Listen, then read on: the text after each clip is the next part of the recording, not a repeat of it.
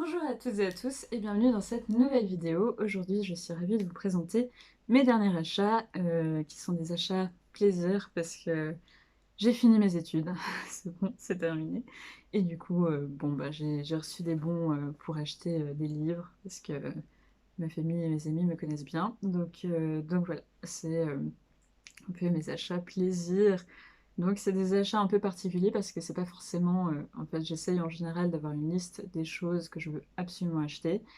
Et le reste, j'essaie de l'obtenir en bibliothèque. Et là, c'est vraiment un peu les coups de cœur sur le moment. Donc voilà, je n'ai pas plus d'excuses que ça. Mais en tout cas, ce sont mes derniers achats et je vous les présente tout de suite. Donc, pour commencer, j'ai acheté Cemetery Boys de Hayden Thomas. Donc, c'est de la fantasy young adulte qui parle. Donc, il faut savoir que Hayden Thomas est trans et qu'elle écrit du young adulte. Donc, il faut juste le savoir pour ne pas mégenrer la personne. Et donc, Symmetry Boys, apparemment, c'est une histoire. J'ai vu ça sur un compte Booktube que j'adore. Je vais vous le mettre en barre d'infos parce que le nom m'échappe, mais c'est un compte qui présente de la littérature jeunesse LGBTQ+, fantasy. Et donc, apparemment, c'est une histoire donc, sur de la magie espagnole, je sais pas, parce que j'ai pas encore lu et ils disent pas le pays en question, mais en tout cas, une histoire d'amour gay, avec des fantômes et des revenants et ce genre de choses. Donc apparemment c'est super, c'est hyper inclusif, etc. Donc j'ai très envie de le découvrir. Je n'allais pas l'acheter, mais en fait je l'ai vu en achetant ce livre-ci en particulier. Donc j'étais en train de prendre Le Prince Cruel et du coup c'était vraiment le livre à côté. C'est marrant parce que Hayden Thomas et Holly Black, enfin Thomas et Black, c'est pas du tout la même chose, mais en tout cas ils étaient mis ensemble. Donc je me suis dit ah mais en fait Cemetery Boys est traduit en français et en plus disponible dans ma librairie, donc c'est trop bien. Puis j'étais un peu sûre que c'était un petit peu dans ces éditions Naos, donc c'est pas non plus ultra, ultra diffusé. Mais donc très contente, je pense que c'est ma prochaine lecture et je me réjouis beaucoup. Ensuite, j'ai lu, et je pense que vous avez vu, j'ai fait une vidéo spécifique sur les 3 tomes. Donc j'ai acheté la trilogie de Holly Black, donc Le Prince Cruel aux éditions Rajo. Magnifique couverture. Ensuite, il y a Le Roi Maléfique, très belle aussi, et La Reine sans royaume, avec à chaque fois des indices de ce qui se passe dedans sur les couvertures, ça c'est drôle. Donc voilà, trilogie que j'ai dévorée, mais vraiment dévorée, je les ai lus en moins de 2 jours. Donc voilà. Ensuite, j'ai acheté des livres en anglais. Ah non, je vais continuer peut-être par ça. J'ai acheté la série de Sarah J. Maas que je n'avais pas lue, donc Le Trône de Cristal dans cette édition très très moche, avec un gros logo incontournable. On s'en fiche, enfin bon, bref, on peut pas l'enlever. Donc L'Assassineuse, et cet ouvrage est présentement paru sur le titre Kéléana. J'ai vu les belles nouvelles éditions, je crois que c'est La Martinière qui a fait de très belles rééditions de Kéléana. Bon, je trouvais que j'avais déjà acheté pas mal de livres, donc je n'avais pas non plus le budget. Je voulais les lire, ils n'étaient pas du tout disponibles en bibliothèque, parce qu'évidemment, ça, Gemas en ce moment a beaucoup de succès, donc j'avais pas non plus envie d'attendre 2 mois avant de le lire. Je pense que je vais le lire au boulot, parce que c'est le genre d'ouvrage facile à emporter et que je peux lire facilement au boulot. Donc voilà, je sais d'avance que ce sera bien, mais étant donné que c'est le premier ouvrage de Sarah Gemas, je me demande s'il n'y a pas un peu plus de maladroitesse d'un premier livre d'un auteur. Mais en tout cas, je me réjouis beaucoup. Ensuite, j'ai acheté des éditions Vendémiaire. C'est le premier ouvrage d'édition Vendémiaire que je possède, donc je suis contente. Donc, Compagnon de voyage, Vagabonde. Donc, si j'ai bien compris, c'est dans le Japon qui se reconstruit de la guerre, une jeune japonaise qui vit une vie de vagabond, en fait. Et c'est son journal intime à 25 ans. Donc très très hâte de le lire, je dois vous avouer que ça me fait très envie. La couverture me donnait pas du tout envie, je sais pas pourquoi je l'ai pris dans le magasin, mais il m'attirait sans m'attirer parce que vraiment j'aime pas trop ce genre d'illustration. Mais en soi, je me réjouis beaucoup. J'aime beaucoup les journaux intimes et j'aime beaucoup les histoires de femmes, et surtout dans un Japon en construction après la guerre. Je pense que ça peut être vraiment sympa. J'aime bien le format qui change un peu, donc voilà, je me réjouis. J'avais envie de découvrir les éditions Vendémiaire, donc ça me rend d'autant plus heureuse de pouvoir les découvrir. Donc celui-ci en l'occurrence a été traduit et présenté par René de Kechati,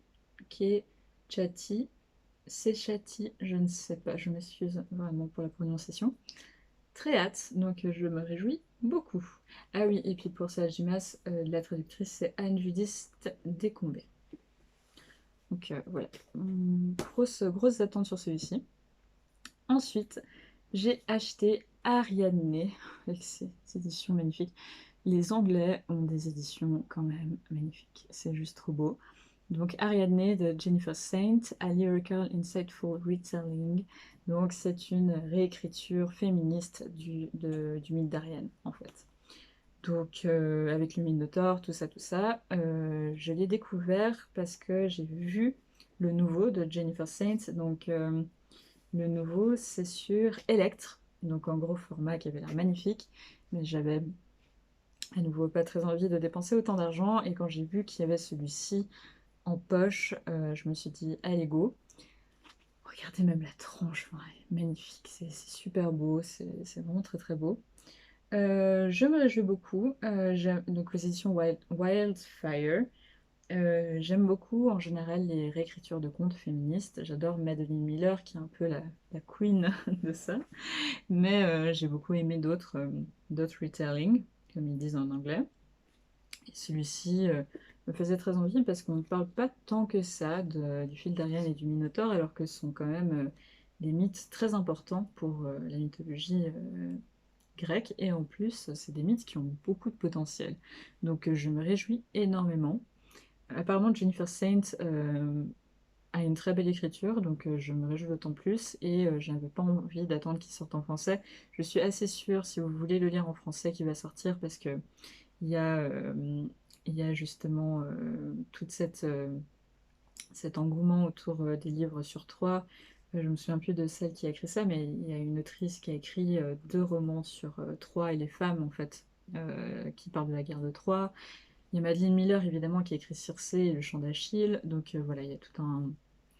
il y a un marché là-dessus pour la France. Donc à mon avis, il va être traduit parce que voilà. Donc attendez un peu si vous voulez trouver en français, mais je pense que la version anglaise est assez facile à lire. De ce que j'ai pu feuilleter, ça a l'air assez simple. Donc voilà, je vous en dirai plus bientôt. Et enfin, j'ai craqué de Booktube, non, de Book Instagram. Je voyais tout le temps passer, donc The Love Hypothesis, the New York Times bestseller. Tic tac tac, The TikTok Sensation de Ali Hazelwood, donc position sphère. Et donc de quoi ça parle? Ça parle d'une jeune fille qui fait un doctorat et qui tombe amoureuse de son jeune professeur.